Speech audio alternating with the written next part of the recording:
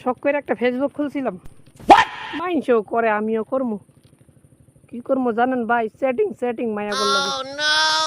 মানে আমার নাম দিয়ে খুলছি, সেরা তো আমার দেখতেছে নেই, একেবারে বিশ্রী, কেউ পাত্তা দেয় না, মাইয়া তো দূরে ফোলারাও দেয় না।